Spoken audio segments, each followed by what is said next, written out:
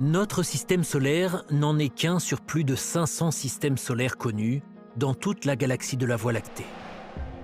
Le système solaire est né il y a environ 4,5 milliards d'années, lorsqu'un nuage de gaz interstellaire et de poussière a explosé, donnant lieu à une nébuleuse solaire, un disque tourbillonnant de matériaux qui sont entrés en collision pour former le système solaire.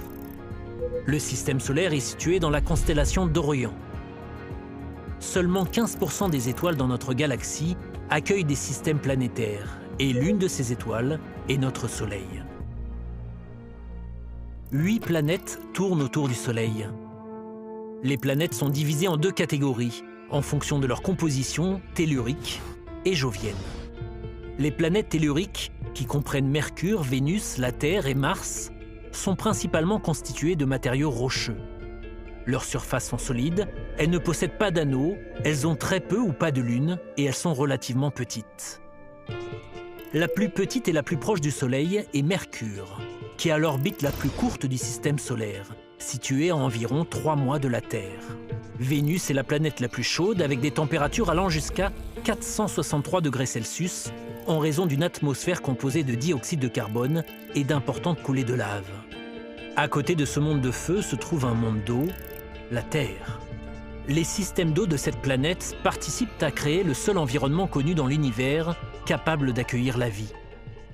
La dernière des planètes telluriques, Mars, pourrait également avoir accueilli la vie il y a environ 3,7 milliards d'années, quand la planète avait une surface aqueuse et une atmosphère humide. Au-delà des 4 planètes telluriques de l'intérieur du système solaire se trouvent les planètes joviennes de l'extérieur du système solaire.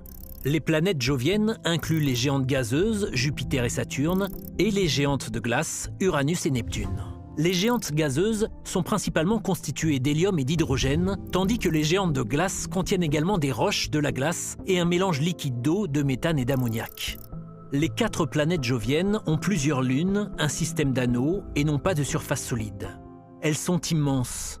La plus grande jovienne est aussi la plus grande planète du système solaire, Jupiter. À proximité se trouve Saturne, la 2e plus grande planète. Ces anneaux, très identifiables, seraient assez larges pour tenir entre la Terre et la Lune, mais font à peine 1 km d'épaisseur. Au-delà de Saturne se trouvent les géantes de glace Uranus et Neptune. La plus grande de ces géantes, Uranus, est célèbre pour sa rotation sur le côté. À côté d'Uranus se trouve Neptune, la planète la plus extérieure du système solaire et aussi l'une des plus froides. En orbite autour des planètes telluriques se trouve la ceinture d'astéroïdes, un disque plat d'objets rocheux composé des restes de la formation du système solaire, de microscopiques particules de poussière, à son plus grand objet connu, la planète naine Cérès. Un autre disque de débris spatiaux se trouve beaucoup plus loin et orbite autour des planètes joviennes, la ceinture glacée de Kuiper. La ceinture de Kuiper n'abrite pas que des astéroïdes, mais aussi des planètes naines telles que Pluton. Elle est le lieu de naissance de nombreuses comètes. Au-delà de la ceinture de Kuiper se trouve le nuage de Oort, un vaste ensemble sphérique de débris glacés. Il est considéré comme le bord du système solaire, puisque c'est là que la gravité et les influences physiques du Soleil se terminent. Notre système solaire, ses planètes et autres objets célestes tournant autour d'une même étoile qui leur donne vie, demeure un endroit spécial que l'on appelle maison.